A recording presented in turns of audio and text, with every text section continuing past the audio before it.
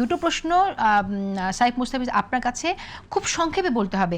একটি হচ্ছে যেটা শরীফুজ্জামান শরীফ একদম শুরুতে বলেছিলেন যে এমন রাজনৈতিক দল আছে যারা ৩০ লাখ শহীদের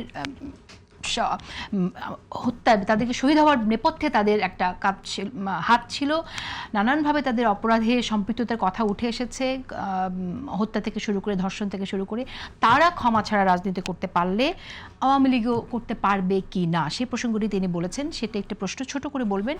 আর দ্বিতীয় কথাটি যেটা এখন এসেছে যে ঢাকা ইউনিভার্সিটি নিয়ে এরকম মন্তব্যের পরও আপনাদের জোটের একজন রাজনীতিবিদ তিনি একটি মন্তব্য করেছেন ঢাকা ইউনিভার্সিটি নিয়ে, এই মন্তব্যের পরও আপনারা কোনো আওয়াজ দিলেন না কেন? এখন বাংলাদেশে যে রাজনৈতিক প্রেক্ষাপট এটা আসলে প্রো জুলাই কেন্দ্রিক, যারা প্রো জুলাই, যারা প্রো বাংলাদেশপন্থী তাদেরকে নিয়ে আসলে বাংলাদেশের রাজনীতি সাজানো হচ্ছে। এখন পিছনের যেই ৭১-এর হিস্ট্রি সেই জায়গাতে বা আরো একটু পিছনে যদি আমরা বারবার যেতে চাই তাহলে আমরা বারবার পিছিয়ে পড়বো।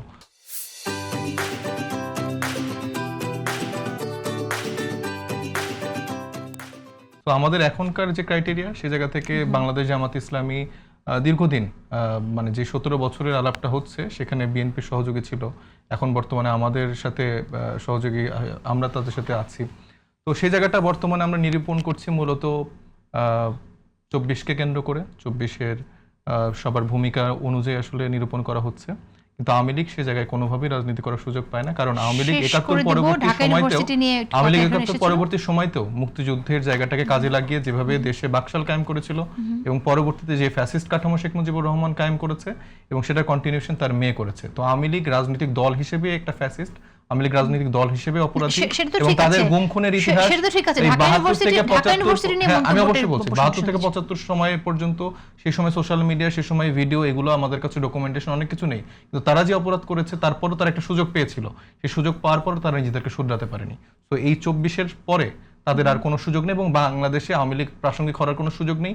যে আলোকগুলো আসছে ওই মিডিয়া কর্মী বা মানে হালকা এদিক সেদিক দিয়ে আসছে, কিন্তু সব রাজনৈতিক দলগুলো এখন সোচ্চার, তাদেরকে যতটুকু যারা ব্যবহার করেছে সময় নেই। কিন্তু এখানে একটি কথা এসেছে যে প্রো জুলাই কেন্দ্রিক রাজনীতি, প্রো জুলাই মানে কি ইতিহাসকে মুছে ফেলে, ইতিহাসকে সাথে নিয়ে তো সামনে এগিয়ে যেতে হবে। এই বিষয়ে আমি সামনে আমি শেষ করে দেবো, আপনার মন্তব্য শুনতে চাই। না দেখুন, ৭১কে মানে মুছে ফেলার কোনো সুযোগই আমাদের নেই। আমরা যদি আমাদের জন্ম পরিচয়, আত্মপরিচয় ভুলে যাই তাহলে তো আমরা মানুষ হিসাবে আর মানুষ থাকলাম না। সুতরাং ৭১কে মনে রেখেই, ৭১ই আমাদের মূল ভিত্তি, এই ভিত্তির উপর দাঁড়িয়ে আমরা হয়তো নতুন পথ চলা তৈরি করতে পারি, নতুন আগামী তৈরি করতে পারি, কিন্তু তার মানে এই না যে আমরা আমাদের আত্মপরিচয় ভুলে যাব। ৭১ আমাদের আত্মপরিচয়, আমাদের জন্মের পরিচয়, এটাকে মনে রেখেই আমাদের আঁকাতে হবে।